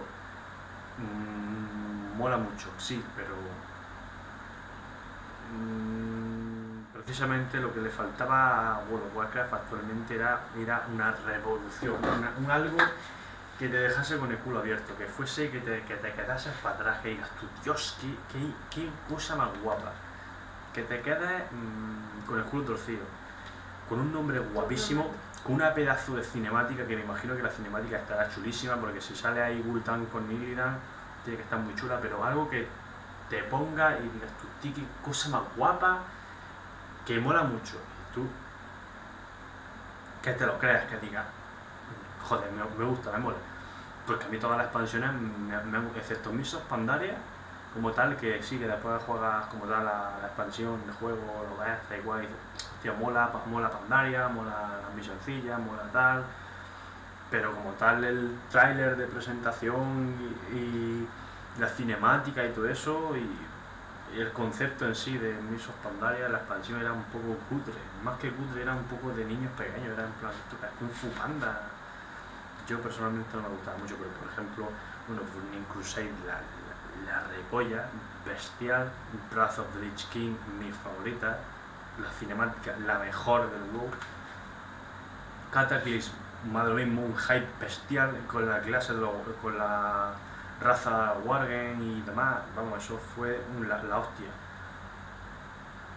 Igual los otros Draenor, pues también me gustaba, todo el barullo que quedaron desde el principio, y en sí Draenor está guay. Aunque la historia, la paranoia de pasado, futuro, no sé qué, ahora esto en otra dimensión, no sé cuánto, era un poco caos para la mente, pero bueno, se entendía. Pero la Legión Ardiente la han sacado muy poco, la han sacado. Se le podía haber sacado muchísimo más y le han sacado muy poco jugo, le han sacado, a mi parecer. Porque claro, ves esta cinemática, yo qué sé, te quedas loco, o sea.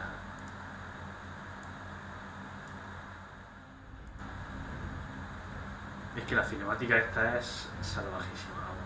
Y fíjate que al principio como tal no me gustaba, pero la veía muy, yo qué sé, muy vaga. Pero después analizándola, viéndola bien, tal, me gustaba. Está muy curiosa. Pero como digo, yo qué sé, yo no es que me agrade mucho.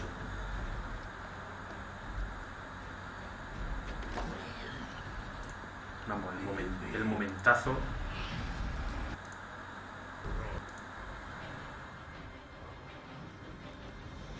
¡Ahora! El momentazo ese que dice.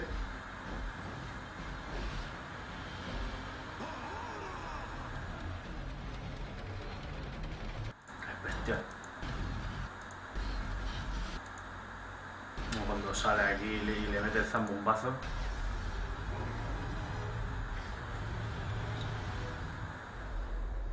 Zasca en toda la cabeza. Y lo parte. Es muy épico. Pero más épico es el final, cuando se ve aquí la música.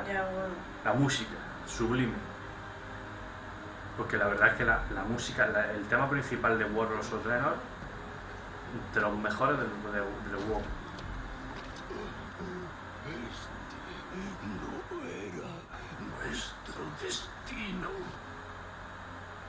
Los Tiempos cambian. No te enteres. No lo vas a ver. Y en inglés, que se traducen también muy chulo. We will never be slaves.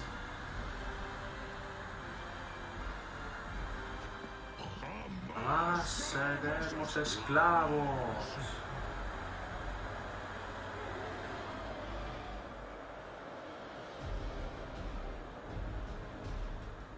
Seremos conquistadores. Y queda muy bueno. Y te lo cierran ahí, ¡pum! Bien sabiendo que están creando el portal oscuro, la música de fondo, anuncia ahí, boom, montándose todo.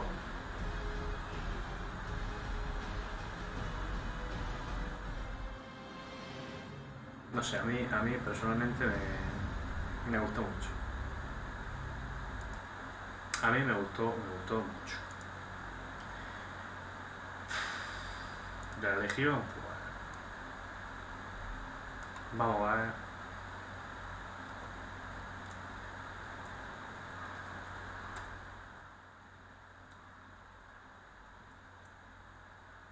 ¿Estará el tráiler ya?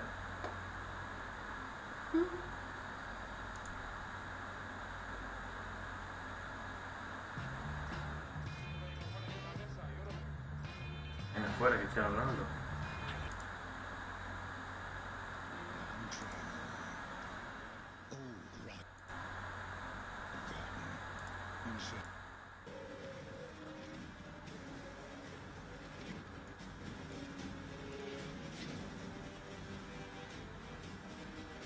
Bueno, sí, la de Broken Isles.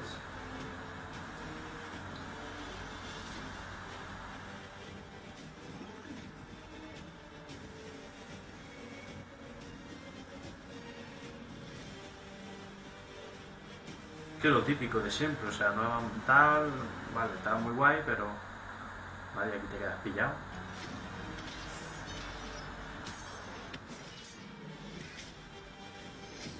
De armas artefacto, la verdad es que tiene buena pinta eso, habrá que empezar a lo mejor.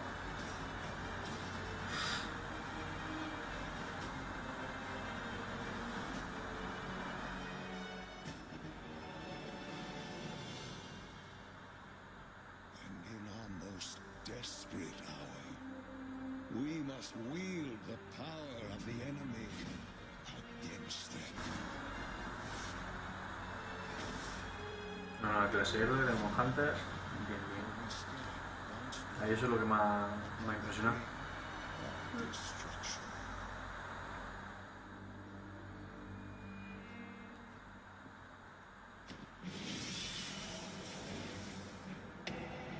The burning legion has returned.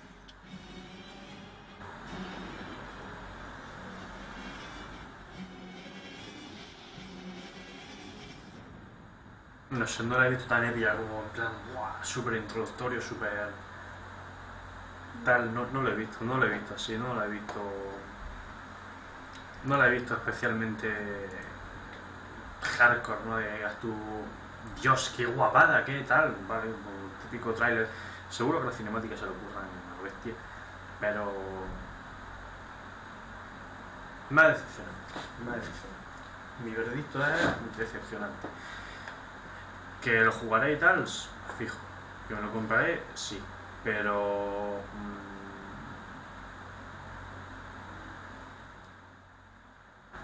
¿Tú qué dices? A mí decepcionante. A mí el Demon Hunter eso lo tengo que probar yo. Que va a estar guapísimo, va a estar impresionante. Lo mejor de la expansión, la clase héroe.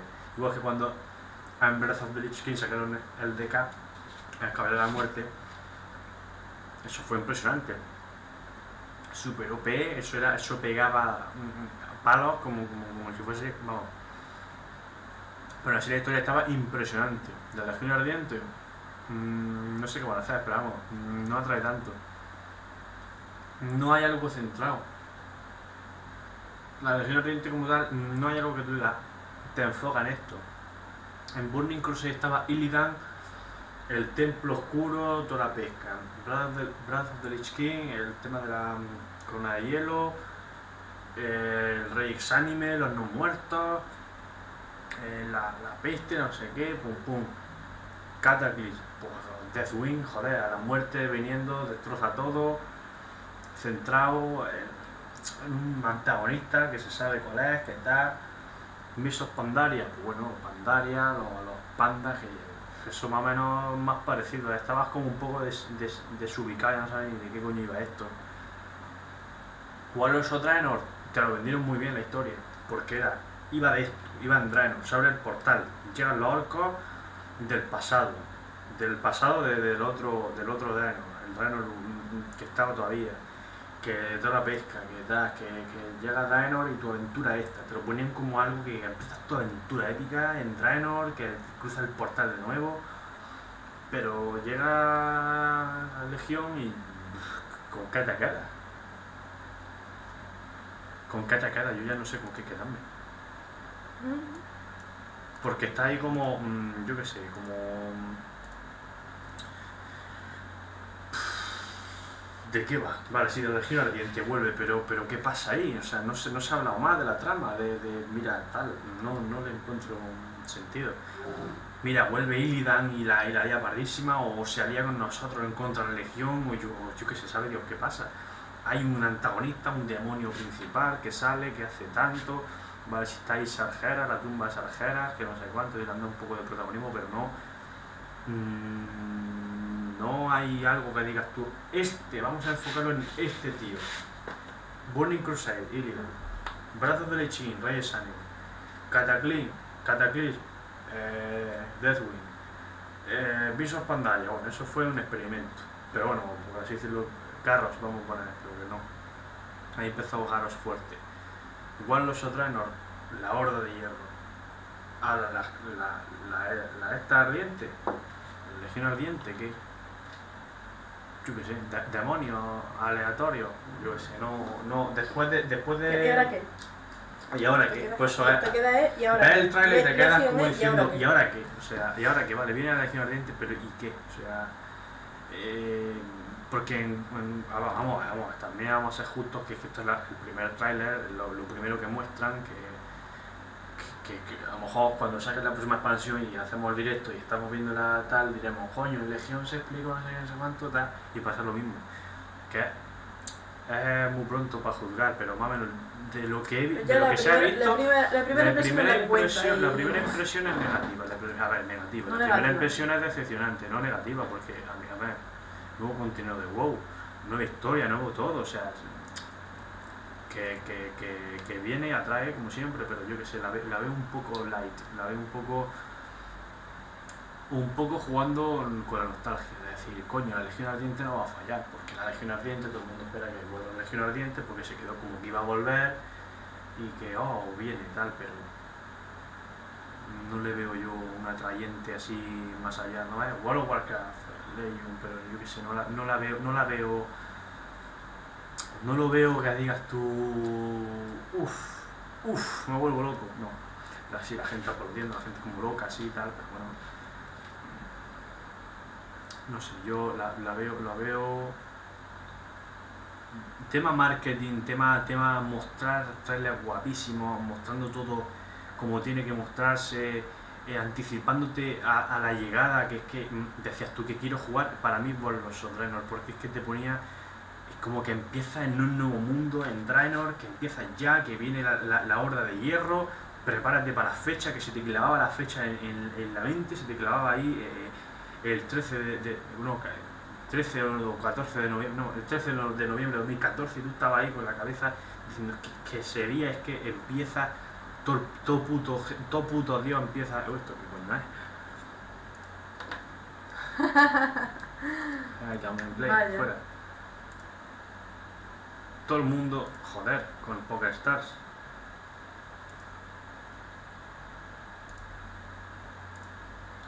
Todo el mundo, no sé si se puede quitar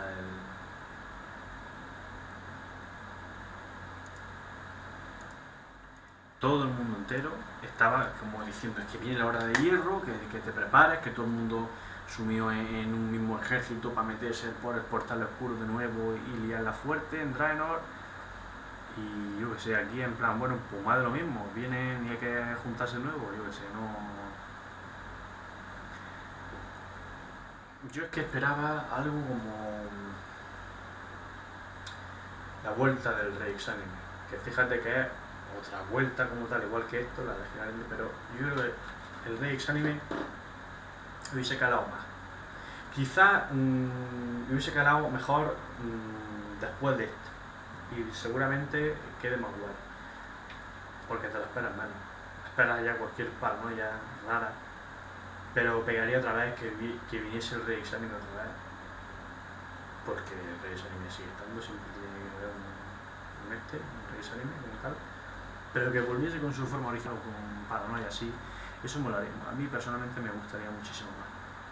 Antes que un Mestre de la Legión o que alguna paranoia que se invente nueva, prefiero algo que ya está, porque la gente lo pide mucho. A mí me gustaría mucho. O que directamente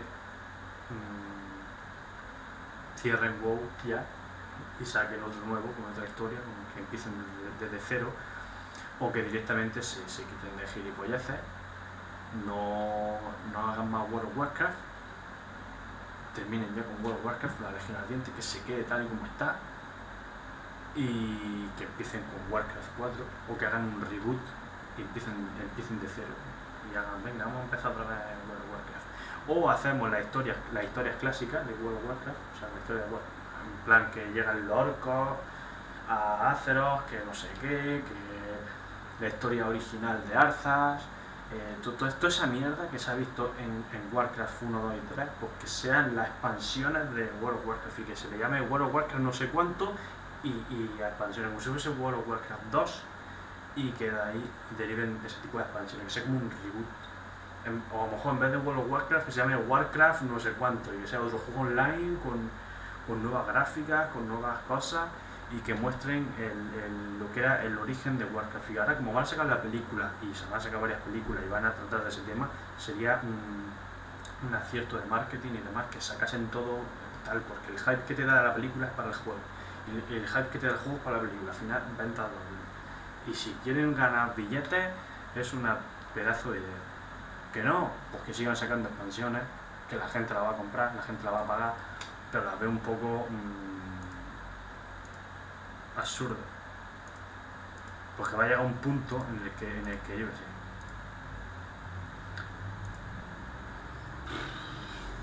¿Tú cómo lo ves? ¿Seguirá World of Warcraft subiendo suscriptores o bajando de suscriptores? Cuando sacan la Legión, sube fijo, pero mantenerse se va a mantener muy poco, ese es mi veredicto. Se va a mantener, pero se va a mantener muy poco. Igual que en Warcraft nosotros, ¿no? Subió su gloria, llegó a los 10 millones de suscriptores. Yo qué sé. La Legión tenía que haber sido la expansión que hubiesen sacado el año pasado. La expansión, en vez de World of Warcraft, tenían que haber sacado la Legión. Es más, yo creo que pega más, porque es que este es como el fin. La Legión es como si fuese el fin. Entonces llega el fin.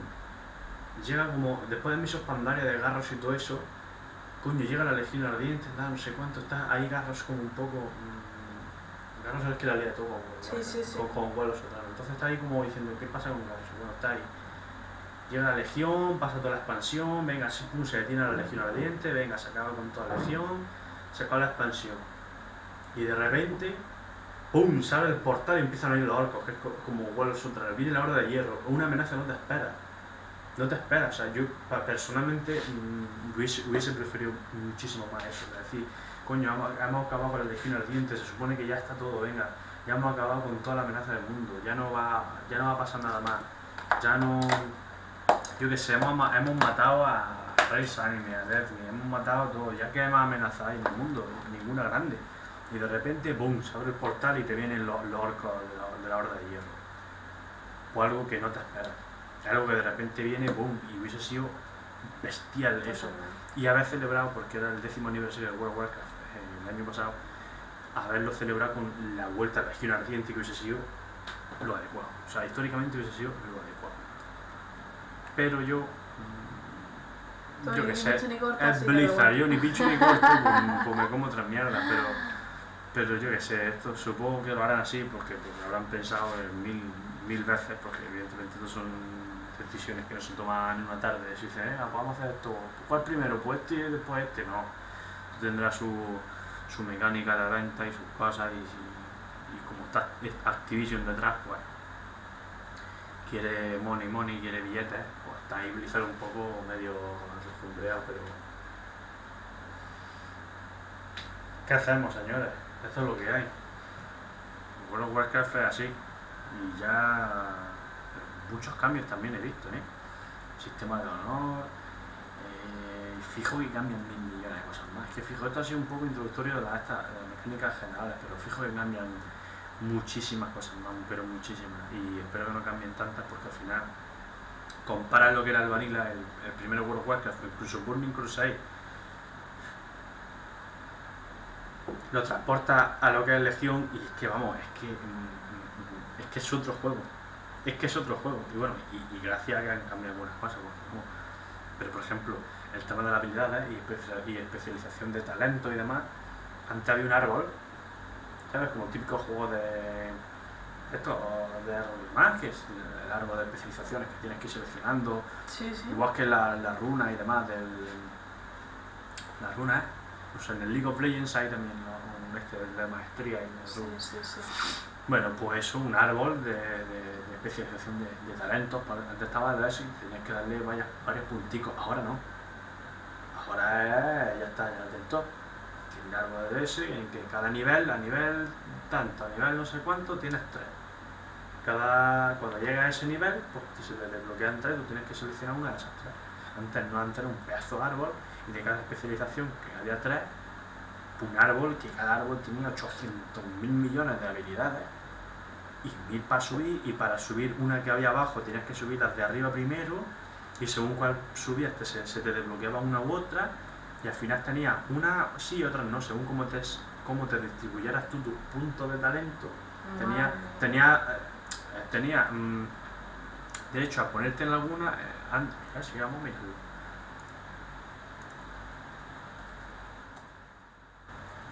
Talentos, lo antiguo, ¿ves? El árbol de talento. Ahora mismo es así, ¿no?